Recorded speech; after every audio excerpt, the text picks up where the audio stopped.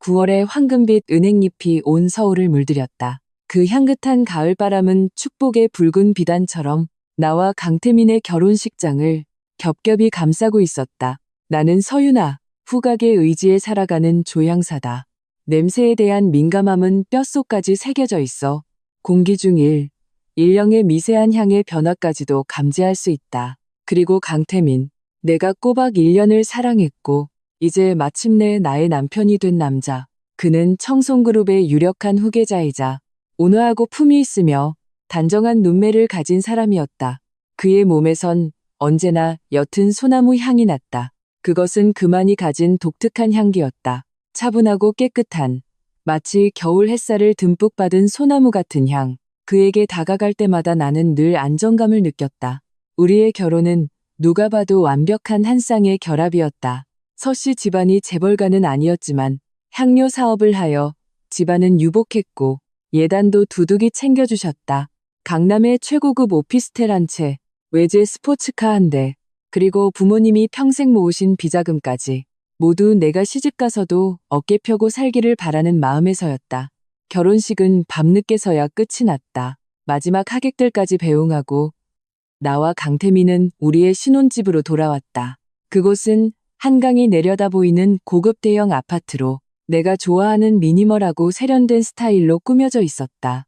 거실 화병에는 갓 꺾은 흰 장미가 꽂혀 있었고 은은한 디퓨저 향이 섞여났다. 내가 직접 조향한 인연이라는 이름의 향수였다. 탑노트는 시트러스, 미들노트는 장미, 베이스 노트는 소나무. 마치 우리 두 사람의 사랑 이야기 같았다. 강태민이 등 뒤에서 부드럽게 나를 감싸 안았다. 턱을 내 머리 위에 기댄 채 따뜻한 숨결이 샴페인 향과 함께 귓가를 스쳤다. 유나야, 고생 많았어. 그의 품은 여전히 따뜻했고 팔은 단단했다. 손바닥에 온기가 얇은 웨딩드레스를 통해 전해져와 지쳐있던 내 신경을 부드럽게 어루만졌다. 나는 그의 품에 기댄 채 코끝을 맴도는 그의 소나무 향을 맡았다. 그리고 그 속에 섞인 아주 희미하고 쉽게 알아챌 수 없는 초조함의 향. 마치 향료에 타버린 재가 한 점 섞인 듯한 느낌이었다. 순식간에 사라졌지만 나는 그저 내가 너무 피곤해서라고 생각했다. 손을 들어 그의 손을 감싸주었다. 고생은 무슨, 당신과 결혼하는데 뭐든 다 괜찮아. 강태민이 낮게 웃으며 내 이마에 입을 맞췄다. 그 입맞춤은 깃털처럼 가벼웠지만 다정함으로 가득했다. 씻고 올게. 푹 쉬게 해줄게. 그는 내 손에서 베일을 받아들고 드레스의 어깨끈을 풀어주었다. 손길은 부드러웠고 눈빛의 다정함은 금방이라도 흘러넘칠 것 같았다. 나는 그가 돌아서서 욕실로 들어가는 뒷모습을 바라보았다. 하얀 목욕 가운이 그의 다부진 체격을 더욱 돋보이게 했다. 욕실 문이 닫히고 이내 쏴 하는 물소리가 들려왔다. 나는 침대 가장자리에 앉아 결혼 반지를 만지작거렸다. 백금의 서늘한 감촉 위로 우리 두 사람의 이니셜이 새겨져 있었다. 머릿속에서는 결혼식의 순간들이 스쳐 지나갔다. 그가 한쪽 무릎을 꿇고 청혼하던 애틋한 모습, 반지를 교환하던 진지한 표정, 양가 부모님께 술을 올리던 공손한 태도, 모든 것이 정교하게 짜인 한 편의 꿈처럼 완벽했다. 다만 그 순간 스쳐 지나갔던 초조함의 기운이 마음속에서 계속 맴돌았다. 결혼식장에서 그가 전화를 받을 때 애써 내 시선을 피하던 모습, 축하주를 건네는 어떤 먼 친척을 의도적으로 피하던 태도, 그리고 가끔 창밖을 응시하던 공허한 눈빛까지 모든 것이 아주 작은 바늘처럼 내 마음을 가만히 찌르고 있었다. 나는 고개를 저으며 스스로에게 되뇌었다. 너무 많이 생각하지 말자고. 강태민은 나를 이렇게나 사랑하는데 지난 1년간의 연애 기간 동안 그는 나의 모든 취향을 기억했고 향에 대한 나의 집착을 이해해 주었다. 내가 나만의 조향 스튜디오를 여는 것을 지지해 주었고 심지어 내가 새로운 향을 개발하느라 밤을 새울 때면 묵묵히 내 곁을 지키며 따뜻한 대추차 한 잔을 끓여주곤 했다. 그는 하늘이 내게 주신 선물이었다. 문제가 있을 리 없었다. 욕실의 물소리는 계속해서 들려왔다. 신혼집은 조용했고 벽에 걸린 시계의 째깍거리는 소리만이 이유 없이 불안한 내 마음을 두드리고 있었다. 나는 상상조차 하지 못했다. 이 완벽해 보이는 행복이 바로 오늘 이 신혼 첫날 밤 예기치 못한 사건으로 산산조각 날이라는 것을. 욕실에 물소리가 여전했다. 나는 화장대 앞으로 다가가 머리에 장식을 풀려고 했다. 진주 머리핀에 손을 대는 순간이었다. 등 뒤에 방문에서 격렬한 충격음이 들려왔다. 문을 연 것이 아니었다. 누군가 문을 거칠게 들이받은 것이다. 쾅 하는 굉음이 신혼집의 고요를 깨뜨렸고 내 심장은 그대로 갰는 듯했다. 나는 소스라치게 놀라 돌아보았다. 커다란 검은 그림자가 문 앞에 서 있었다. 거실의 조명을 등지고 있어 얼굴은 보이지 않았지만 그의 체격이 강태민과 똑같다는 것을 알 수 있었다. 한기가 등골을 타고 머리끝까지 솟구쳤다. 나는 본능적으로 한 걸음 물러서며 손에 쥔 머리핀을 꽉 쥐었다. 목소리가 떨려 나왔다. 누구세요? 그 남자는 대답 없이 빠른 걸음으로 나를 향해 다가왔다. 걸음은 급했고 어딘가 당황한 기색이 역력했다. 강태민의 차분하고 규칙적인 걸음걸이와는 완전히 달랐다. 그의 움직임은 빨랐다. 눈 깜짝할 사이에 내 앞에 도착한 그는 따뜻하지만 땀으로 축축한 손으로 내 입을 거칠게 막았다. 다른 한 손은 내 손목을 붙잡았다. 힘이 어찌나 센지 도저히 저항할 수가 없었다. 나는 소리를 지르려 몸부림쳤지만 입이 단단히 막혀 읍 하는 소리밖에 낼 수 없었다. 코끝으로 복잡한 냄새가 스며들었다. 비에 젖은 서늘함, 희미한 화약 냄새, 그리고 강태민과 비슷하지만 더 깊고 차가운 소나무 향. 그의 손바닥에서 나는 땀 냄새와 섞여 낯설고 숨막히는 기운을 만들어냈다. 소리 내지 마. 그가 내 귓가에 대고 목소리를 낮췄다. 위치는 다급했고 거부할 수 없는 명령조였다. 나는 강태민의 쌍둥이 형, 강태준이다. 지금 당장 나와 함께 가야 해. 늦으면 정말 늦어. 강태준. 쌍둥이 형이라고? 나는 그대로 굳어버렸다. 머릿속이 하얗게 비었다. 강태민은 단 한 번도 자신에게 쌍둥이 형이 있다는 말을 한 적이 없었다. 나는 그를 1년 동안 만났고 그의 부모님과 친척들도 만났다. 그 누구도 이 사실을 언급한 적이 없었다. 그의 집 어디에도 또 다른 아들의 흔적은 없었다. 이 사람은 누구지? 사기꾼인가? 신혼 첫날 밤을 노린 도둑인가? 나는 여전히 필사적으로 몸부림쳤고 눈빛에는 경계심과 공포가 가득했다. 강태준은 내 의심을 눈치챈 듯 손의 힘을 조금 풀었지만 여전히 내 입을 막고 있었다. 목소리는 더욱 다급해졌다. 못 믿는 거 알아. 하지만 지금은 설명할 시간이 없어. 강태민, 저 자식 곧 나올 거야. 내 말 들어. 지금 당장 내 차 타고 가. 양평 쪽으로. 뒤돌아보지 말고 누구에게도 연락하지 마. 목숨부터 챙겨. 그의 목소리는 쉬어 있었고 피로와 초조함이 묻어났다. 눈빛에 서린 당황함은 연기가 아니었다. 나는 그의 눈을 보았다.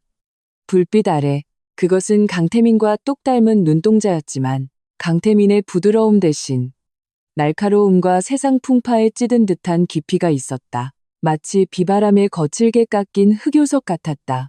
그는 내가 여전히 움직이지 않자 주머니에서 검은색 자동차 키를 꺼내 내 손에 쥐어주었다. 차가운 금속의 감촉이 손바닥을 파고들었다. 차는 지하 3층 주차장, B구역 37번, 검은색 제네시스 GV80. 차량 번호 끝자리는 789야. 빨리. 그는 나를 떠밀며 욕실 쪽을 힐끗 보았다. 물소리가 조금 작아진 것 같았다. 그의 눈빛은 더욱 절박해졌다. 지금 안 가면 정말 기회 없어. 날 믿어. 널 해치지 않아. 그 말을 끝으로 그는 내 입을 막던 손을 떼고 신혼집을 빠르게 훑어본 뒤 마지막으로 나를 한 번 쳐다보았다. 복잡한 눈빛이었다. 다급함, 걱정, 그리고 미세한 죄책감 같은 것이 섞여 있었다. 그리고 그는 순식간에 드레스룸으로 몸을 숨기며 조용히 문을 닫았다. 모든 것이 한바탕 폭풍처럼 지나갔다. 나는 그 자리에 얼어붙은 채 손에 쥔 차가운 자동차 키를 꽉 쥐고 있었다. 심장이 미친 듯이 뛰어 목구멍까지 차오르는 것 같았다. 신혼집은 다시 고요해졌다. 욕실에서 점차 작아지는 물소리와 나 자신의 거친 숨소리만이 들려왔다. 나는 손안의 자동차 키를 내려다보았다. 강태준의 말이 뇌리에서 계속 맴돌았다. 강태민의 쌍둥이 형. 목숨부터 챙겨. 뒤돌아보지 마. 대체 이게 무슨 일이지? 강태준은 누구고 왜 나에게 도망치라고 하는 거지? 강태민은 대체 무엇을 숨기고 있는 걸까? 수많은 질문이 머릿속을 헤집어 놓아 현기증이 날 지경이었다. 나는 무의식적으로 욕실 쪽을 바라보았다. 물소리가 멈췄다. 이어서 수건으로 머리를 터는 소리와 함께 강태민의 발소리가 욕실 문 쪽으로 다가오고 있었다. 손안의 자동차 키가 얼음장처럼 차가웠다. 욕실 문이 열리고 강태민이 걸어 나왔다. 하얀 목욕 가운을 입고 머리카락은 물에 젖어 뚝뚝 떨어지고 있었다. 얼굴에는 다정한 미소가 걸려 있었다. 그는 그 자리에 멍하니 서 있는 나를 보고 눈썹을 살짝 치켜 올렸다. 유나야, 왜 그래? 왜 거기 서서 멍하니 있어? 그가 나를 향해 걸어왔다. 그의 몸에서 나는 소나무 향은 여전히 짙었고 바디워시의 상쾌한 향이 섞여 있었다. 내가 익히 아는 그 향기였다. 하지만 바로 그 순간 그 익숙한 향기가 낯설게 심지어 기괴하게까지 느껴졌다. 나는 그를 보았다. 강태준과 똑같이 생긴 그의 얼굴을 심장이 보이지 않는 손에 꽉 쥐어진 듯 숨쉬기조차 어려웠다. 한쪽은 내가 1년 동안 사랑한 다정하고 세심한 남편 강태민. 다른 한쪽은 생전 처음 본 갑자기 나타나 도망치라고 재촉하는 강태준. 나는 대체 누구를 믿어야 하는가? 강태민이 내 앞에 다가와 내 허리를 감싸 안으려 손을 뻗었다. 나는 본능적으로 한 걸음 물러나 그의 손길을 피했다. 그의 손이 허공에서 멈칫했다. 얼굴의 미소가 살짝 옅어지며 눈빛에 의아함이 스쳤다. 유나야, 왜 그래? 어디 안 좋아? 아니면 너무 피곤해서? 그의 눈빛은 여전히 다정했고 말투는 걱정스러웠다. 평소와 똑같았다. 하지만 나는 그의 눈을 보며 그 다정함 뒤에 내가 읽을 수 없는 무언가가 숨겨져 있음을 느꼈다. 강태준의 말, 그의 당황한 눈빛, 그리고 이 차가운 자동차 키와 목숨부터 챙겨라는 말이 떠올랐다. 만약 강태준이 사기꾼이라면 왜 발각될 위험을 무릅쓰고 신혼집에 뛰어들었을까? 그의 목소리와 눈빛은 왜 그렇게 절박했을까? 만약 그의 말이 사실이라면 강태민은 대체 누구이며 왜 쌍둥이 형의 존재를 숨겨온 것일까? 나는 억지로 냉정을 되찾으려 애쓰며 자동차 키를 등 뒤로 감추고 억지 미소를 지어 보였다. 아니야, 그냥 좀 피곤해서 머리 장식 좀 풀려고 했는데.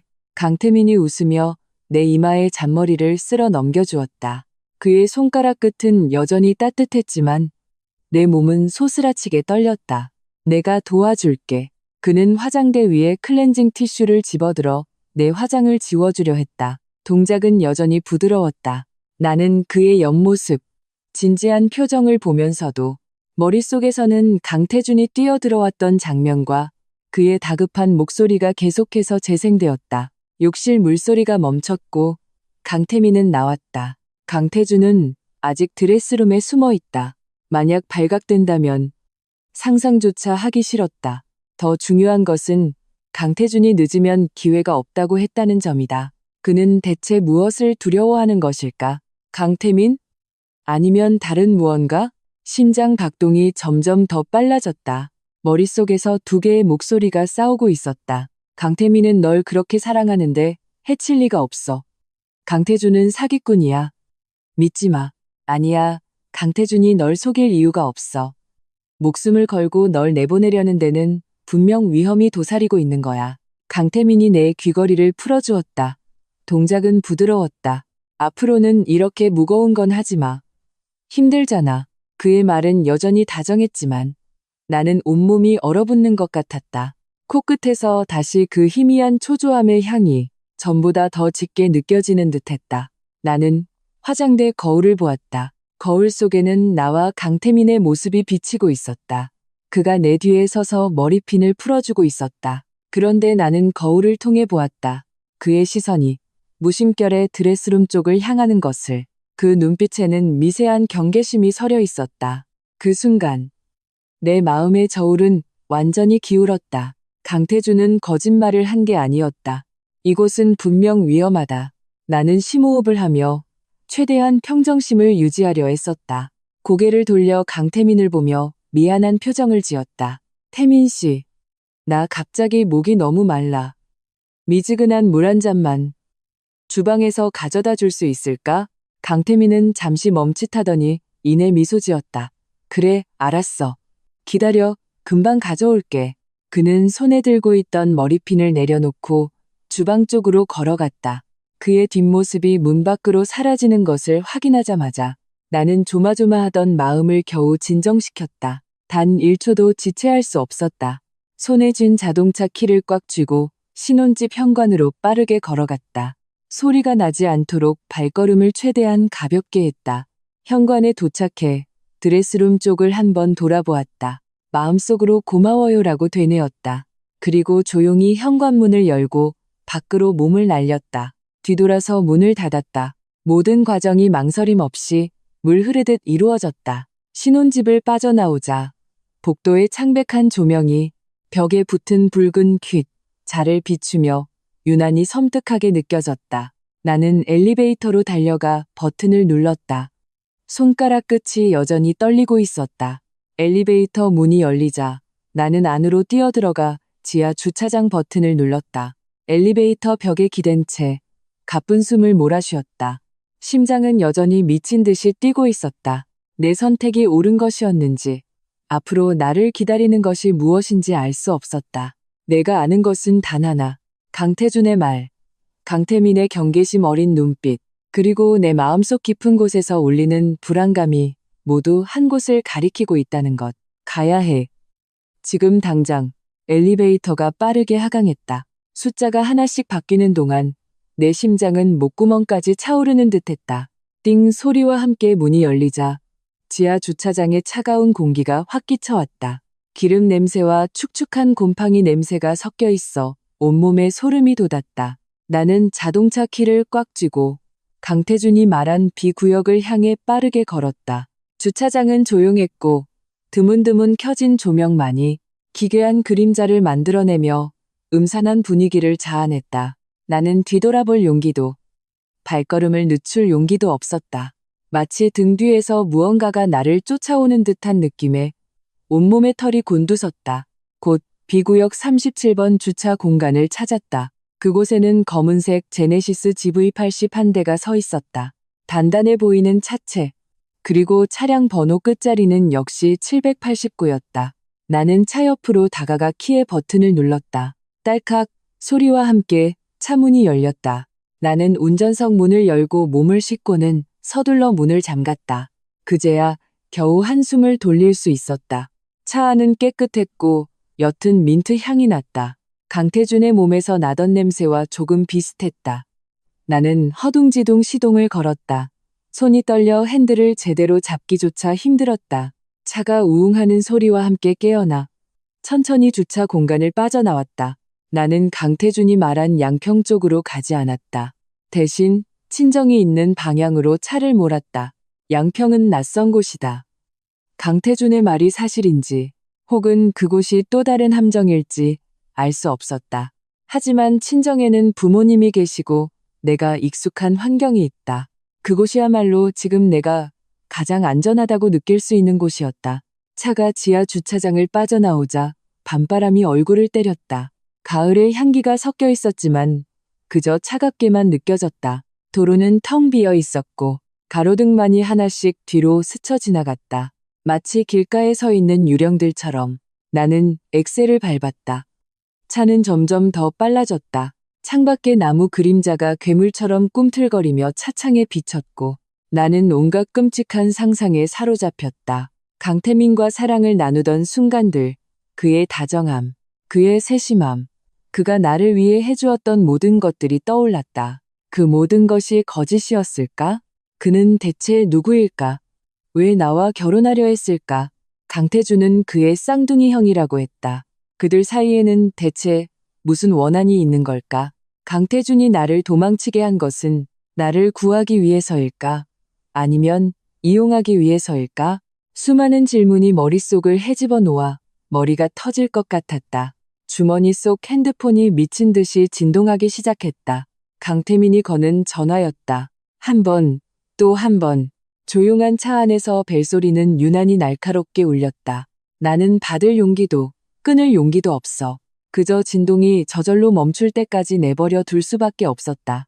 그리고 전화는 다시 울리기 시작했다. 내가 사라진 것을 알게 된 강태민의 표정이 눈앞에 그려지는 듯했다. 분노일까? 의혹일까? 아니면 다른 무엇일까? 쥔 차가 고가도로를 지날 때 다리 아래의 강물은 차가운 빛을 반사하고 있었다. 마치 검은 비단처럼 저 멀리까지 뻗어 있었다. 나는 앞만 보며 운전했다. 마음속에는 단 하나의 생각뿐이었다. 빨리 더 빨리 친정으로 돌아가서 부모님 곁으로 가면 안전할 거야. 나는 길 위에서 한 번도 차를 세우지 않았고 백미러를 보지도 않았다. 강태민이 쫓아올까봐 두려웠다. 손바닥은 땀으로 축축했고 엑셀을 밟고 있는 발은 감각이 무뎌지고 있었다. 하지만 긴장을 풀 수 없었다. 이를 악물고 미친 듯이 앞으로 나아갔다. 신혼집에서 친정까지 평소라면 40분 걸리는 거리를 나는 20여 분 만에 주파했다. 차가 친정 아파트 단지 입구에 멈춰섰다. 나는 익숙한 아파트 정문과 경비실을 보자 참았던 눈물이 마침내 터져 나왔다. 나는 차문을 열고 비틀거리며 단지 안으로 걸어 들어갔다. 몸에는 여전히 붉은색 피로연 드레스를 입고 있었고 머리는 헝클어져 있었으며 얼굴의 화장은 반쯤 지워져 엉망이었다. 그야말로 엉망진창인 모습이었다. 경비 아저씨가 나를 보고 잠시 흠칫하더니 이내 나인 것을 알아보고는 서둘러 문을 열어주었다. 아이고, 서 선생님, 이게 무슨 일이에요? 이 밤중에 어쩌다 혼자 오셨어요? 나는 고개를 저으며 아무 말도 할 수 없었다. 그저 집이 있는 동을 향해 미친 듯이 달려갈 뿐이었다. 복도의 센서등이 내 발소리에 맞춰 하나씩 켜졌다. 한 걸음, 한 걸음 익숙한 현관문을 향해 다가갔다. 나는 떨리는 손을 뻗어 문을 두드렸다. 한 번, 두 번, 세 번. 조용한 복도에서 노크 소리는 유난히 크게 울렸다. 곧 문 안에서 엄마의 목소리가 들려왔다. 잠결에 묻어나는 의아함이 섞인 목소리였다. 누구세요? 이 밤중에. 엄마, 저예요. 유나. 나는 울먹이며 소리쳤다. 목소리는 갈라져 있었다. 문이 벌컥 열리고 나를 본 엄마의 얼굴이 순식간에 굳어졌다. 아빠도 뒤따라 나오셨다가 내 모습을 보고는 그대로 얼어붙으셨다. 유나야, 내가 왜 돌아와? 이게 무슨 꼴이야? 태민이는 어디 있고? 엄마가 내 팔을 붙잡고 위아래로 훑어보며 물었다. 눈에는 걱정과 의문이 가득했다. 나는 엄마의 품에 와락 안기며 참았던 울음을 터뜨렸다. 모든 공포, 모든 서러움, 모든 불안이 그 순간 폭발했다. 엄마, 아빠, 무서워요. 누가 날 죽이려 해요. 강태민, 그 사람 쌍둥이 형이 있대요. 나는 횡설수설하며 엄마의 옷깃을 눈물로 적셨다. 아빠는 굳은 표정으로 내 어깨를 붙잡았다. 유나야, 진정하고 천천히 말해봐. 대체 무슨 일이 있었던 거냐? 그날 밤 나의 갑작스러운 귀가로 친정은 발칵 뒤집혔다. 그리고 나는 알지 못했다. 이 한밤중의 도주가 단지 시작에 불과하다는 것을. 다음 날 아침 한 줄의 뉴스가 강태준이 말한 목숨부터 챙겨라는 말의 의미를 뼈저리게 깨닫게 해줄 것이라는 것을. 초가을 새벽, 하늘은 여전히 짙은 먹물처럼 어두웠고 동쪽 하늘만이 희미하게 밝아오고 있었다. 우리 아파트 단지의 가로등은 아직 희미한 불빛을 내뿜으며 내 그림자를 길게 또 짧게 만들고 있었다. 나는 엄마 품에 안겨 목 놓아 울었다. 붉은 피로연 드레스는 구겨질 대로 구겨졌고 머리카락은 땀과 눈물에 젖어 끈적하게 얼굴에 달라붙었다. 아빠는 옆에서 미간을 잔뜩 찌푸린 채 서 계셨다. 평생의 세월이 담긴 얼굴에는 충격과 근심이 가득했다. 아빠는 내 등을 토닥이며 낮은 목소리로 말했다. 울 만큼 울었으면 이제 천천히 말해봐. 대체 무슨 일이 있었는지. 태민이는 왜 너랑 같이 안 온 거냐. 엄마는 나를 거실 소파에 앉히고 따뜻한 물 한 잔을 가져다 주셨다. 차가운 내 손에 엄마의 손가락이 닿자 엄마의 눈시울도 붉어졌다. 내 딸, 대체 무슨 험한 일을 당한 거야. 결혼 첫날에 이게 무슨 꼴이니. 나는 따뜻한 물컵을 든 채 겨우 얼어붙었던 손끝을 녹였다. 목이 타는 듯 아파. 물을 한 모금 마시고 나서야 겨우 진정할 수 있었다. 나는 횡설수설하며 신혼 첫날 밤에 겪었던 일을 털어놓기 시작했다. 강태민이 샤워하러 들어간 것부터, 강태준이 갑자기 문을 부수고 들어온 것, 그가 내 입을 막고 자신이 강태민의 쌍둥이 형이라고 말하며 차를 타고 도망치라고 재촉했던 것까지 모든 세부사항이 머릿속에서 생생하게 되살아났다. 말하는 동안에도 목소리는 계속해서 떨렸다. 그 사람은 태민 씨랑 똑같이 생겼어요. 목소리도 비슷한데 눈빛이 달라요. 태민 씨 눈은 다정한데 그 사람 눈은 아주 날카롭고 겁에 질려 있었어요. 나는 컵을 쥔 손에 힘을 주었다. 손가락 마디가 하얗게 질렸다. 저한테 자동차 키를 쥐어주면서 양평 쪽으로 가라고 했어요. 목숨부터 챙기라고. 믿을 수가 없었지만 정말 위험할까봐 무서워서 태민 씨가 주방에 물 가지러 간 사이에 몰래 빠져나왔어요. 그 사람이 말한 그 GV80을 타고 그대로 여기까지 달려온 거예요. 나는 말을 마치고 주머니에서 검은색 자동차 키를 꺼내 테이블 위에 올려놓았다. 금속 로고가 거실 조명 아래 차갑게 빛나며 내 황당한 이야기를 증명하는 듯했다. 부모님은 그 자동차 키와 눈물 범벅인 내 얼굴을 번갈아 보시며 도저히 믿을 수 없다는 표정을 지으셨다. 아빠가 자동차 키를 집어들어 이리저리 살펴보셨다. 미간의 주름은 더욱 깊어졌다. 쌍둥이 형이라니. 태민이는 우리한테 한 번도 그런 말을 한 적이 없어. 우리가 강씨 집안이랑 교류한 지 1년이 넘었는데 그 부모님도 다른 아들이 있다는 말은 한마디도 안 했고 강씨 집안 친척들 중에서도 아무도 그런 얘기를 안 했는데 이게 어떻게 가능한 일이냐. 아빠의 눈에 강태민은 지극히 점잖고 믿음직한 청년이었다.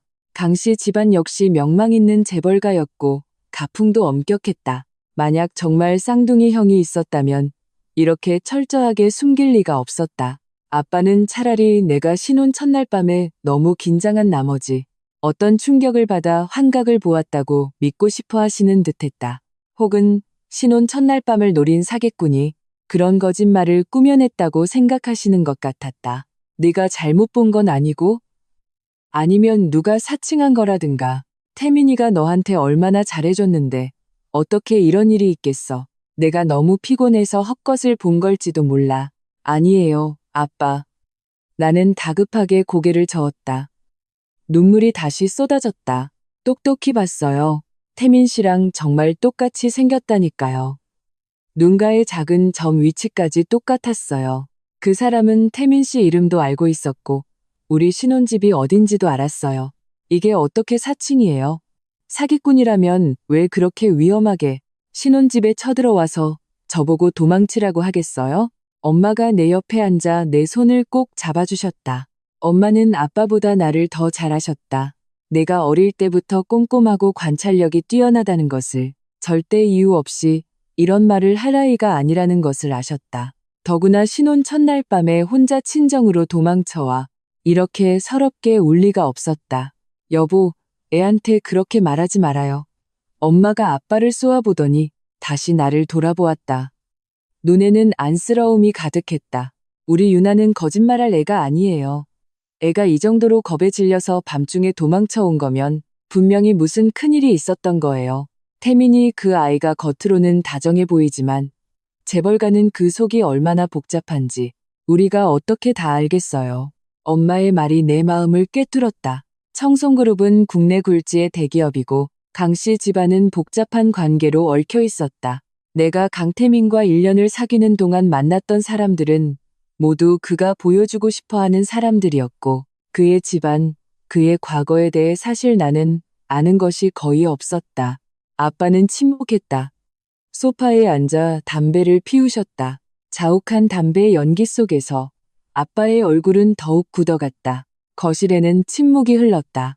벽시계의 째깍거리는 소리만이 모두의 긴장된 신경을 두드리고 있었다. 한참 후 아빠가 담뱃불을 끄고 일어서셨다. 진짜든 가짜든 일단 태민이한테 연락해서 상황을 물어보자. 그 애가 아무 일 없다면 내가 도망친 걸 알고 지금쯤 애타게 찾고 있을 거다. 엄마가 즉시 핸드폰을 꺼내 강태민의 번호를 눌렀다. 신호음은 한참 동안 울렸지만 아무도 받지 않았다. 다시 걸어도 마찬가지였다.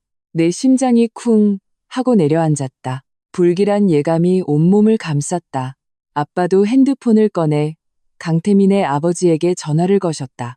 역시 받지 않았다. 알고 지내던 강씨 집안 친척 몇 명에게도 연락했지만 전화가 안 되거나 상황을 잘 모른다고만 했다. 결혼식이 끝나고 각자 집으로 돌아가서 별다른 이상은 없었다는 말뿐이었다. 상황은 점점 더 기괴해졌다. 강태민이 이유 없이 전화를 받지 않을 리가 없었다. 강씨 집안 사람들이 단체로 연락 두절될 리도 없었다. 이 모든 것이 강태준의 말을 뒷받침하고 있었다. 정말로 무슨 큰일이 터진 것이다. 엄마의 얼굴도 하얗게 질려갔다. 엄마는 나를 꼭 껴안으며 떨리는 목소리로 말했다. 대체 이게 무슨 일이니? 멀쩡했던 결혼식이 왜 이렇게 돼버렸어? 나는 엄마 품에 기댄 채 공포와 의문에 휩싸였다. 강태준은 대체 누구일까? 그는 왜 나에게 도망치라고 했을까? 강태민은 무엇을 숨기고 있었을까? 강씨 집안에 무슨 일이 생긴 걸까? 수많은 질문이 머릿속에서 뒤엉켜 머리가 깨질 것 같았다. 나는 소파에 몸을 웅크린 채 엄마의 손을 꼭 잡고 뜬 눈으로 밤을 지새웠다. 혹시나 다음 순간 끔찍한 일이 벌어질까봐 현관문에서 눈을 뗄 수가 없었다. 창밖의 하늘은 점점 밝아왔지만 내 마음은 끝없는 어둠 속에 잠겨 한 줄기 빛조차 보이지 않았다. 지옥 같았던 하룻밤이 마치 1세기처럼 길게 느껴졌다. 창밖의 하늘이 희미한 여명에서 점차 옅은 푸른빛으로 그리고 마침내 따뜻한 아침 햇살로 물들어갔다. 커튼 틈새로 들어온 빛이 거실 바닥에 얼룩덜룩한 그림자를 만들었다. 나는 소파에 앉아 있었다. 밤새 잠 못 이룬 눈은 새빨갛게 충혈되었고 피로연 드레스는 아직 갈아입지도 못한 채였다. 온몸이 쑤셨지만 잠은 조금도 오지 않았다. 엄마도 내 곁에서 뜬 눈으로 밤을 새우며 틈틈이 강태민에게 전화를 걸었지만 여전히 받지 않았다. 아빠는 거실을 초조하게 서성거리며 담배를 연달아 피워대셨다. 테이블 위재떨이에는 담배꽁초가 산처럼 쌓여갔다. 바로 그때 아빠의 핸드폰이 갑자기 울렸다. 오랜 군대 동기가 보낸 카카오톡 메시지였다. 뉴스 기사 링크와 함께였다. 김서방 이거 한번 봐봐. 자네 사돈댁 얘기 같은데. 아빠는 미간을 찌푸리며 링크를 클릭했다. 다음 순간 아빠의 몸이 그대로 굳어버렸다. 눈은 커질 대로 커졌고 얼굴에서는 핏기가 순식간에 사라졌다. 손에 든 핸드폰을 바닥에 떨어뜨릴 뻔했다. 여보, 왜 그래요? 엄마가 이상한 낌새를 채고 물었다. 나도 심장이 덜컥 내려앉으며 아빠 곁으로 다가가 핸드폰 화면을 들여다보았다. 화면에는 국내 최대 포털 사이트의 메인 뉴스가 떠 있었다. 굵고 붉은 글씨로 쓰인 제목이 눈을 찔렀다. 속보 청송그룹 후계자 강태민, 수천억 원대 경제 범죄 및 3년 전 살인사건 연루 혐의. 경찰, 금일 새벽 전격 체포. 기사와 함께 실린 사진은 강태민이 경찰에게 연행되는 모습이었다. 그는 어젯밤 결혼식에서 입었던 맞춤 양복 차림이었고 두 손에는 수갑이 채워져 있었다. 고개를 숙인 그의 얼굴은 끔찍할 정도로 굳어 있었고 결혼식장에서의 온화함은 온데간데 없었다. 그의 눈빛은 음울함으로 가득 차 내가 알던 강태민과는 완전히 다른 사람이 되어 있었다. 기사 내용은 이랬다. 강태민은 청송그룹 후계자라는 신분을 이용해 불법 자금 모집 및 수천억 원에 달하는 회사 자금을 횡령한 혐의를 받고 있으며 3년 전 발생한 미제 살인 사건에도 연루되었다는 것이었다. 사망자는 당시 청송그룹의 재무이사였고 사건은 사고사로 종결되었으나 재수사 결과 강태민이 재무비리를 덮기 위해 살해한 것으로 밝혀졌다는 내용이었다. 경찰은 장기간의 내사 끝에 결정적인 증거를 확보했고 어젯밤 새벽, 즉 나와 강태민의 신혼 첫날 밤에 강태민을 체포했다. 동시에 청송그룹 본사를 압수수색하고 강씨 일가의 모든 은행 계좌를 동결했으며 관련자들을 추적 중이라는 내용이었다. 그 뉴스를 보는 순간 나는 얼음 동굴에 던져진 것처럼 온몸이 차갑게 식었다. 피가 그대로 갰는 것 같았다. 손에 들고 있던 컵이 쨍그랑 소리를 내며 바닥에 떨어져 산산조각 났다. 뜨거운 물이 발등에 튀었지만 아무런 고통도 느껴지지 않았다. 머릿속은 하얗게 비었고 오직 뉴스 속의 단어들만이 뇌리에서 반복해서 맴돌았다. 경제범죄, 살인사건, 체포, 압수수색. 그랬구나. 강태준이 말한 목숨부터 챙겨라는 말은 바로 이 뜻이었구나. 그가 나를 밤중에 도망치게 한 것은 강태민이 곧 경찰에 체포될 것을 알고 내가 사건에 휘말려 강씨 집안의 희생양이 되는 것을 막기 위해서였구나. 신혼 첫날 밤에 모든 이상했던 점들이 순간 밀물처럼 밀려와 퍼즐처럼 맞춰졌다. 결혼식장에서 강태민이 보였던 초조함, 전화를 받을 때 애써 내 시선을 피하던 모습, 특정 친척을 의도적으로 피하던 태도, 신혼집 욕실에 들어갈 때의 불안한 기색, 그리고 강태준이 문을 부수고 들어왔을 때의 당황한 모습과 그가 다급하게 외쳤던 모든 말들의 의미를 이제야 알 수 있었다. 강태민은 처음부터 내가 알던 그 다정하고 세심한 남자가 아니었다. 그는 엄청난 범죄와 사람의 목숨을 짊어진 범죄자였다. 그가 나에게 접근하고 나와 결혼한 것은 어쩌면 처음부터 치밀하게 계획된 음모였을 것이다. 결혼이라는 이름으로 자신의 죄를 숨기고 심지어 모든 것이 발각될 때 나를 자신의 방패막이로 삼으려 했던 것이다. 그리고 강태준, 그는 강태민의 쌍둥이 형. 그는 계속해서 몰래 강태민의 범죄를 조사하고 있었던 것이다.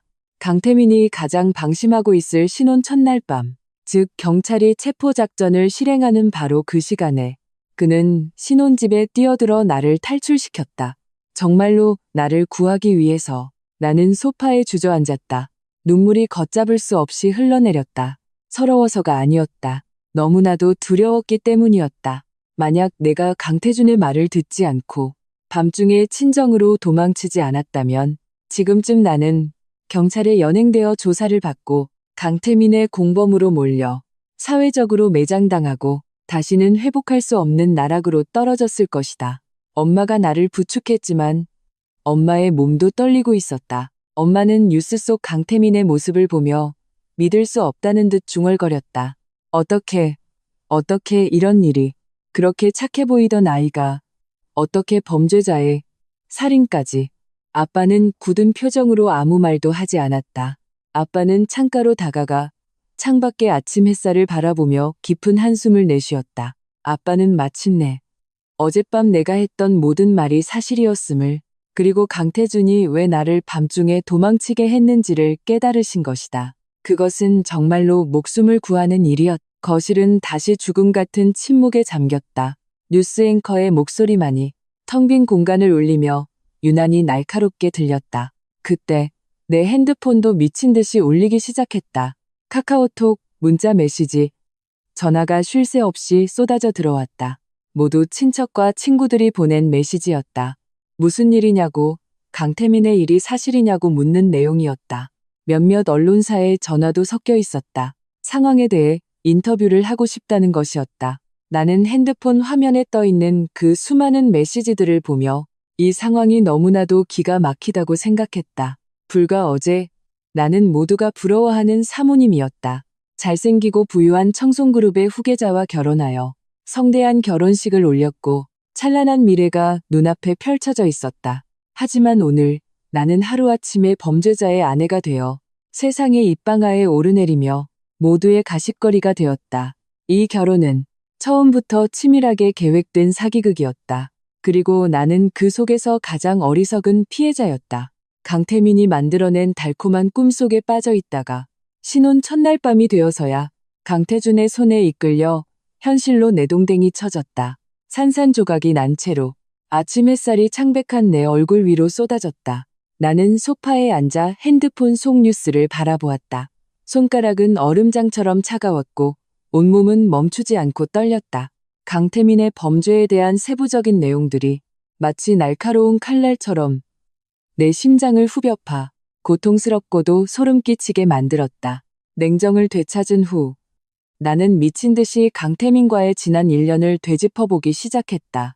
내가 무심코 지나쳤던 사소한 단서들, 어렴풋이 이상하다고 느꼈지만 애써 외면했던 순간들이 이제야 뚜렷하게 떠올라 하나의 선으로 이어졌다. 그리고 그 선의 끝은 끔찍한 진실을 가리키고 있었다. 강태민은 처음부터 목적을 가지고 나에게 접근했다. 나와 강태민은 한향수 시향회에서 처음 만났다. 나는 조향사로 행사에 참여했고 그는 관람객으로 찾아왔다. 그는 내 향수를 극찬하며 먼저 말을 걸어왔다. 나의 조향 스타일이 마음에 든다며 특히 소나무를 베이스로 한 향수가 자신의 채취와 비슷해서 끌린다고 했다. 지금 생각해보니 그것은 그저 나에게 의도적으로 접근하기 위한 핑계였을 뿐이다. 그는 내가 향에 극도로 민감한 조향사라는 것을 알고 일부러 소나무 향수를 이용해 내게 친밀감을 느끼게 했던 것이다. 연애를 시작한 후 강태민은 나에게 지극정성이었다.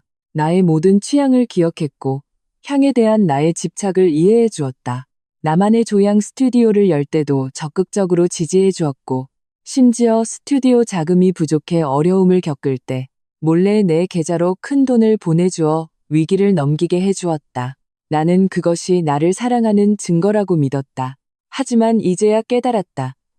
그것은 나를 완전히 믿게 만들기 위해 그가 설치한 다정한 덫이었을 뿐이라는 것을. 그는 자신의 회사 일에 내가 관여하는 것을 철저히 막았다. 내가 회사에 대해 물을 때마다 그는 그저 가볍게 몇 마디만 하고는 말을 돌렸다. 남자들 일은 여자가 신경 쓸 거 없어. 당신은 그냥 즐겁게 지내기만 하면 돼. 당시에는 그게 나를 배려하는 것이라고 생각했지만 이제 와보니 자신의 범죄 행각이 드러날까봐 두려워했던 것이다. 그의 핸드폰은 절대 만지지 못하게 했다. 항상 복잡한 비밀번호가 걸려 있었고 샤워할 때나 잠잘 때도 몸에서 떼어놓지 않았다. 어쩌다 집에 두고 나갔을 때 내가 잠시라도 만지면 돌아와서 극도로 화를 내며 나를 믿지 못하는 거냐고 다그쳤다. 이제야 알겠다. 그의 핸드폰에는 그의 범죄 증거와 차마 말할 수 없는 비밀들이 숨겨져 있었던 것이다. 그리고 그의 행적, 가끔 갑자기 연락이 두절될 때가 있었다. 회사에 급한 일이 생겼다며 며칠씩 집을 비웠고 돌아오면 그의 몸에서는 낯선 냄새가 났다. 그가 평소에 쓰던 소나무 향이 아닌 옅은 담배 냄새와 술 냄새였다. 그는 거래처 사람들과의 접대 때문이라고 설명했고 나는 한 번도 의심하지 않았다. 이제야 깨달았다. 그가 연락이 안 되던 그 시간들, 그는 거래처 사람들을 만난 것이 아니라 그런 불법적인 일들을 처리하고 다녔던 것이다. 결혼 준비 과정에서도 그는 곳곳에서 이상한 점을 보였다. 그는 부모님의 조언에도 불구하고 결혼식 날짜를 굳이 어젯밤으로 고집했다. 어젯밤이 길일이라며 우리의 결혼이 영원할 것을 의미한다고 했다. 이제야 알겠다. 그는 자신의 범죄가 곧 드러나 경찰의 수사망이 좁혀오고 있다는 것을 알고 있었던 것이다. 그래서 나와의 결혼을 서둘러 나를 방패막이로 삼으려 했던 것이다. 심지어 결혼 후에 재산을 내 명의로 돌려 모든 죄를 나에게 뒤집어 씌울 계획이었을지도 모른다. 결혼식장에서 그는 몇 통의 전화를 받았다. 받을 때마다 구석진 곳으로 가서 목소리를 낮춰 통화했다. 그의 얼굴에서는 순식간에 미소가 사라지고 초조함과 어두운 그림자가 드리워졌다. 전화를 끊고 나서는 다시 언제 그랬냐는 듯 다정한 모습으로 내게 돌아왔다. 그 전화들은 아마도 그의 공범들이 걸어온 것이었을 테다. 경찰이 움직이기 시작했으니 준비하라는 신호였겠지. 그리고 강씨 집안의 특정 친척들을 의도적으로 피하던 모습, 특히 그 살해당했다는 재무이사의 가족들. 결혼식에서 그 친척이 그에게 축하주를 건네자 그의 얼굴은 순식간에 굳어졌다. 핑계를 대며 자리를 피했고 심지어 말 한마디 제대로 섞지 못했다. 이제야 알겠다. 제 발이 저렸던 것이다. 죽은 사람의 가족 앞에서 그는 차마 얼굴을 들 수 없었던 것이다. 심지어 신혼 첫날 밤 그가 욕실에 들어간 것도 단순히 씻기 위해서가 아니었을 것이다. 아마도 공범과 연락하며 경찰의 체포 시간을 확인하고 무언가를 꾸미고 있었을 것이다. 다만 그는 예상치 못했겠지. 자신의 쌍둥이 형인 강태준이 갑자기 신혼집에 들이닥쳐 그의 모든 계획을 망치고 나를 구해낼 줄은. 나는 강태준의 몸에서 나던 냄새를 다시 떠올렸다. 강태민과 비슷하지만 더 깊고 차가운 소나무 향, 그리고 비와 화약 냄새가 섞인 그 냄새를 이제 생각해보니 그 화약 냄새는 아마도 그가 강태민의 죄를 파헤치기 위해 이곳저곳을 분주히 다니며 위험한 상황까지 겪었기 때문에 남은 흔적이었을 것이다. 그리고 그가 정확히 우리 신혼집을 찾아내고 경찰의 체포 시간까지 알 수 있었던 것은 그가 이미 오랫동안 강태민을 조사하며 그의 일거수일투족을 손바닥 보듯 꿰고 있었다는 증거였다. 생각하면 할수록 소름이 끼쳤다. 나는 엄청난 범죄와 살인죄를 짊어진 범죄자와 꼬박 1년을 사랑하고 결혼식까지 올렸다. 하마터면 그의 아내가 되어 만회할 수 없는 깊은 수렁에 빠질 뻔했다. 만약 강태준이 나타나지 않았다면, 만약 내가 그의 말을 듣지 않고 밤중에 친정으로 도망치지 않았다면 지금의 나는 아마 이 세상에 없었을지도 모른다. 눈물이 다시 시야를 흐렸다. 슬퍼서가 아니었다. 안도감 때문이었다. 결정적인 순간에 강태준을 미끼로 선택한 나 자신에게, 그리고 이 끔찍한 운명에서 벗어날 수 있었던 것에 감사했다. 엄마가 내 곁에 앉아 조용히 내 등을 토닥여 주셨다. 우리 딸, 고생 많았다. 사람 잘못 만난 죄밖에 없지. 그래도 무사해서 다행이야. 정말 다행이야. 아빠가 내 앞으로 다가와 굳은 눈빛으로 나를 바라보았다. 유나야, 일이 이렇게 된 이상 우리도 맞서야 한다. 강태민이 죄를 지은 건 그놈 사정이고 너와는 상관없어. 마음 약해지지 마라. 경찰에는 우리가 먼저 연락해서 자초지종을 모두 설명하고 내 결백을 증명하자. 나는 고개를 끄덕이고 눈물을 닦았다. 눈빛이 점차 단단해졌다. 언제까지고 공포와 슬픔에 잠겨 있을 수만은 없었다. 정신을 차리고 경찰 조사에 적극적으로 협조해서 내 결백을 증명해야 했다. 강태민과 그리고 강씨 집안과 완전히 선을 그어야 했다. 악몽 같았던 이 결혼은 비록 단 하룻밤 만에 끝났지만 나에게 사람의 마음이 얼마나 끔찍할 수 있는지를 가르쳐 주었다. 그리고 동시에 결코 한 사람의 겉모습만 보고 쉽게 믿어서는 안 된다는 것. 특히 지나치게 완벽한 다정함 뒤에는 종종 알려지지 않은 음모가 숨어 있다는 것을 깨닫게 했다. 나와 부모님이 경찰에 어떻게 연락해서 상황을 설명할지 의논하고 있을 때였다. 갑자기 집 초인종이 울렸다. 딩동, 딩동. 조용한 거실에서 초인종 소리는 유난히 날카롭게 울렸다. 내 심장이 쿵 하고 내려앉았다. 본능적으로 온몸의 신경이 곤두섰다. 이 시간에 누가 찾아온 걸까? 경찰, 아니면 강씨 집안 사람들, 혹은 소문을 듣고 찾아온 기자들?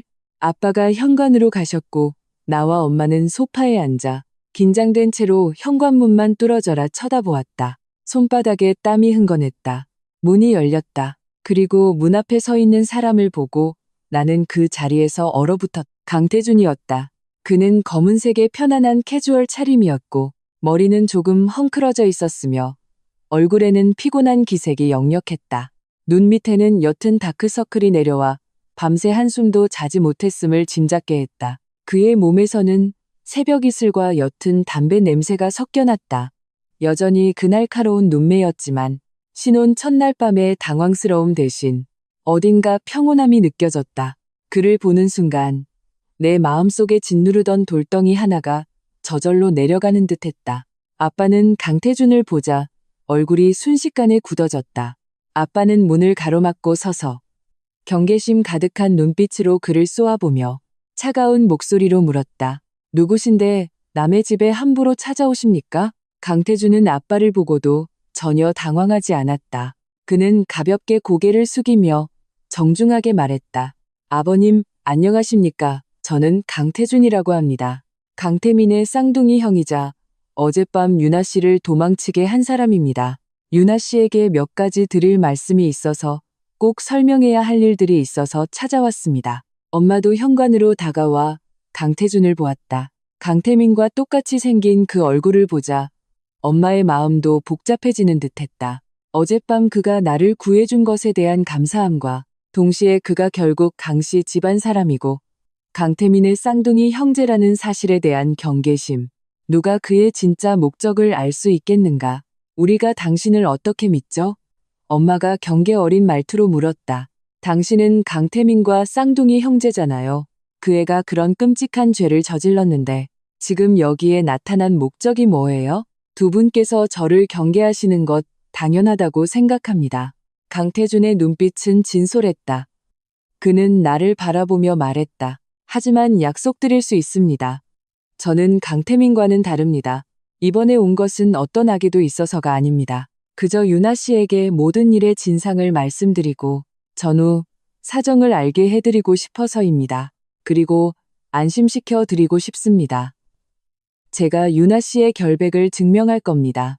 강태민의 일에 절대 휘말리지 않도록 할 겁니다. 나는 강태준의 눈을 보았다. 그의 눈에는 강태민에게서 느껴졌던 거짓과 음흉함이 없었다. 오직 진심과 솔직함만이 담겨 있었다. 어젯밤 그는 위험을 무릅쓰고 신혼집에 뛰어들어 나를 구했다. 그리고 지금 그는 다시 직접 나를 찾아와 모든 것을 설명하고 내 결백을 증명해 주겠다고 한다. 나는 그를 믿을 수 있다고 생각했다. 아빠, 엄마, 들어오시라고 하세요. 나는 자리에서 일어나 현관으로 걸어가며 강태준을 보았다. 모든 진실을 알고 싶어요. 아빠와 엄마는 서로를 마주보더니 결국 길을 비켜주셨다. 강태준이 거실로 들어섰다. 강태준은 거실로 들어와 테이블 위에 자동차 키를 힐끗 보고는 다시 나를 보았다. 그의 눈빛에는 미안함이 서려 있었다. 어젯밤 많이 놀라게 해서 미안합니다. 아니에요. 저를 구해주셔서 감사해요. 나는 그를 보며 진심으로 감사한 마음을 전했다. 만약 그가 아니었다면 지금의 나는 상상조차 하기 싫은 상황에 처해 있을 것이다. 강태준은 소파에 앉았다. 엄마가 그에게 물 한 잔을 건네자 그는 컵을 받아 한 모금 마시고는 천천히 입을 열어 그동안 숨겨져 왔던 진실들을 털어놓았다. 그와 강태민은 정말로 쌍둥이 형제였다. 일란성 쌍둥이로 얼굴은 똑같았지만 성격은 정반대였다. 그는 어릴 때부터 차분하고 결단력이 있었던 반면 강태민은 음흉하고 속이 좁았으며 질투심이 극도로 강했다. 그들의 아버지, 즉 청송그룹의 회장은 어릴 때부터 강태준을 더 신뢰했고 그에게 그룹을 물려주고 싶어 했다. 이것이 강태민의 마음에 질투와 원망의 불을 지폈다. 후계자 자리를 차지하기 위해 강태민은 어릴 때부터 사사건건 강태준과 대립했고 심지어 비열한 수단도 서슴지 않았다. 3년 전 강태민은 청송그룹에 입사하여 재무팀에서 일하게 되었다. 그는 직위를 이용해 회사 자금을 횡령하고 불법 투자에 손을 대기 시작했다. 당시 재무이사가 그의 비리를 발견하고 회장에게 보고하려 하자 궁지에 몰린 강태민은 그를 고층 빌딩에서 밀어 떨어뜨려 사고사로 위장했다. 그리고 모든 증거를 인멸하여 모두를 속여 넘겼다. 그 후로 강태민은 더욱 대담해졌다. 횡령하는 금액은 점점 더 커졌고 불법 투자의 규모도 수천억 원에 달하게 되었다. 그는 언젠가 이 모든 것이 드러날 것을 알고 있었다.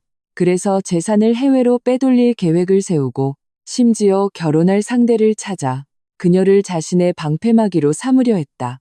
그리고 내가 바로 그가 선택한 사람이었던 것이다. 강태준은 해외에서 강태민의 만행을 알게 되었고 즉시 귀국하여 그의 범죄를 몰래 조사하기 시작했다. 그는 강태민의 불법 투자 및 횡령 증거를 수집했고 재무이사를 살해했다는 결정적인 단서도 찾아냈다. 그리고 이 모든 증거를 경찰에 넘겼다. 경찰은 장기간의 수사와 검증 끝에 마침내 확실한 증거를 확보했고 강태민의 신혼 첫날 밤에 체포 작전을 실행하기로 결정했다. 그들은 신혼 첫날 밤이 강태민이 가장 방심하는 순간이자 가장 검거하기 쉬운 시기라고 판단했던 것이다. 강태준은 경찰의 체포 계획을 알고 있었고 강태민이 나를 방패막이로 삼아 모든 죄를 나에게 뒤집어 씌우려 한다는 것도 알고 있었다. 그래서 경찰이 들이닥치기 직전 그는 신혼집에 뛰어들어 나를 이 폭풍 속에서 벗어나게 하여 나의 안전을 지키려 했던 것이다. 저와 강태민은 비록 쌍둥이 형제지만 오래전에 의절했습니다. 강태준의 눈빛은 차가웠고 혐오감이 서려 있었다. 그놈은 권력과 돈을 위해서라면 수단과 방법을 가리지 않고 심지어 살인까지 저질렀습니다. 그런 자는 제 동생이 될 자격도 사람으로 불릴 자격도 없습니다. 나는 강태준을 보며 충격에 휩싸였다. 강씨 집안 내부에 이렇게나 깊은 원한과 갈등이 있었다니. 강태민의 범죄는 뉴스에 보도된 것보다 훨씬 더 끔찍했다. 그럼 왜 더 일찍 밝히지 않았나요? 나는 묻지 않을 수 없었다. 더 일찍 밝혔다면 이렇게 많은 피해자가 생기지도 않았을 거고 저도 그에게 속지 않았을 텐데요. 강태준의 눈빛에 죄책감이 스쳐 지나갔다. 귀국한 후로 계속 증거를 모으고 있었습니다. 강태민은 워낙 치밀해서 대부분의 증거를 없앤 상태였습니다. 결정적인 증거를 모아 경찰에 넘기기까지 꼬박 1년이 걸렸습니다. 저도 그놈이 그렇게 빨리 당신을 선택해서 결혼할 줄은 몰랐습니다. 결혼 계획을 알게 된 것도 결혼식 직전이어서 막을 시간이 없었습니다. 그래서 신혼 첫날 밤에 당신을 구해내는 수밖에 없었습니다. 나는 침묵했다. 마음이 복잡했다. 강태준의 말은 논리적이었고 모든 의문을 풀어주었다. 그는 강태민의 공범이 아니라 계속해서 그를 추적하던 사람이었다. 나를 이 위기에서 구해준 사람이었다. 그럼 강씨 집안은 이제 어떻게 되는 건가요? 엄마가 조심스럽게 물었다. 경찰이 강태민을 체포했는데 다른 가족들도 연루되나요? 청송그룹 회장님, 즉 제 아버지는 자식을 제대로 가르치지 못하고 강태민의 비리를 감독하지 못한 책임을 물어 경찰 조사를 받고 계십니다. 강태준의 목소리는 무거웠다. 강씨 집안의 다른 친척들 중에서도 강태민의 범죄에 연루된 사람들은 모두 경찰에 구속되었습니다. 연루되지 않은 사람들도 모두 이번 일로 큰 타격을 입었습니다. 청송그룹은 현재 압수수색을 당했고 파산 위기에 처해 있습니다. 한때 화려했던 재벌가의 잔치는 결국 강태민의 탐욕과 악행으로 인해 나무가 쓰러지자 원숭이 떼가 흩어지듯 허무하게 막을 내린 것이다. 그럼 우리 유나는 어떻게 되는 거죠? 아빠가 강태준을 보며 다급하게 물었다. 그놈이랑 결혼식을 올렸는데 비록 혼인신고는 안 했지만 이미 세상에 다 알려졌는데 이제 강태민이 범죄자가 됐으니 우리 유나도 연루되는 거 아닌가요? 그것은 내가 가장 걱정하던 문제였다. 나와 강태민은 비록 결혼식만 올리고 혼인신고는 하지 않았지만 사실혼 관계로 볼 수 있었다. 게다가 강태민은 나와 사귀는 동안 내 조향 스튜디오 자금으로 큰 돈을 보내준 적이 있었다. 나는 그 돈이 그가 횡령한 자금일까봐, 그래서 내가 그의 공범으로 몰릴까봐 두려웠다. 강태준이 나를 보며 단호한 눈빛으로 말했다. 아버님, 어머님, 걱정하지 마십시오. 제가 유나 씨의 결백을 증명하겠습니다.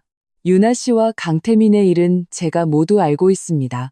유나 씨는 처음부터 강태민에게 속았고 그의 범죄에 대해서는 전혀 알지 못했습니다. 그리고 스튜디오에 들어간 그 돈은 제가 강태민의 이름으로 보낸 것입니다. 강태민이 횡령한 돈이 아닙니다.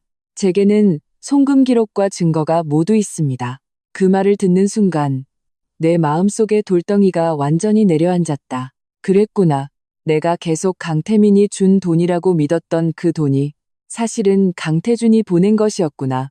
그는 이미 오래전부터 강태민이 돈으로 나의 신뢰를 사려 할 것을 예상하고 한 발 앞서 자신의 돈으로 강태민의 더러운 돈을 대체하여 나를 보호했던 것이다. 나는 강태준을 보았다. 마음속은 감사함과 동시에 의문으로 가득 찼다. 그는 왜 나를 이렇게까지 도와주는 걸까? 단순히 내가 강태민의 일에 휘말리지 않기를 바라서? 마치 내 마음을 읽은 듯 강태준이 나를 보았다. 그의 눈빛에는 복잡한 감정이 서려 있었다. 그는 입을 열어 무언가 말하려다 이내 다시 삼켰다. 그리고는 담담하게 말했다. 저는 그저 제가 해야 할 일을 했을 뿐입니다. 앞으로 경찰 조사에는 제가 함께 가겠습니다. 자초지종을 모두 설명하고 유나 씨의 결백을 증명할 겁니다. 앞으로는 강태민의 일로 2번 다시 여러분이 고통받는 일은 없을 겁니다. 안심하고 지내셔도 됩니다. 그 말을 끝으로 그는 자리에서 일어났다. 나를 보며 말했다. 처리해야 할 일이 좀 남아서 경찰 조사에도 협조해야 합니다. 먼저 이만 가보겠습니다. 무슨 일 있으면 언제든지 연락 주십시오. 그는 내게 명함 한 장을 건넸다. 거기에는 그의 이름과 전화번호만 적혀 있을 뿐 아무런 직함도 없었다. 나는 명함을 받아들고 고개를 끄덕였다. 고맙습니다. 강태준 씨. 강태준은 가볍게 고개를 숙이고 현관으로 걸어갔다. 현관문을 나서기 직전 그는 걸음을 멈추고 나를 한번 돌아보았다. 그의 눈빛에는 내가 읽을 수 없는 어떤 감정이 담겨 있었다. 그리고 그는 문을 열고 밖으로 나가 아침 햇살 속으로 사라졌다. 그의 뒷모습을 보며 내 마음속 의문은 점점 더 깊어졌다. 이 신비로운 쌍둥이 형. 그의 몸에는 아직 알려지지 않은 비밀이 더 많이 숨겨져 있는 것 같았다. 그리고 그가 나를 도와준 것은 아마도 단순히 좋은 마음에서만은 아닐 것이라는 막연한 예감이 들었다. 이 폭풍은 일단 잠잠해졌지만 나는 이것이 단지 시작에 불과하다는 것을 알고 있었다. 강태민의 사건은 아직 조사 중이고 나와 강태준 사이에는 아직 밝혀지지 않은 더 많은 이야기들이 펼쳐지기를 기다리고 있는 것 같았다.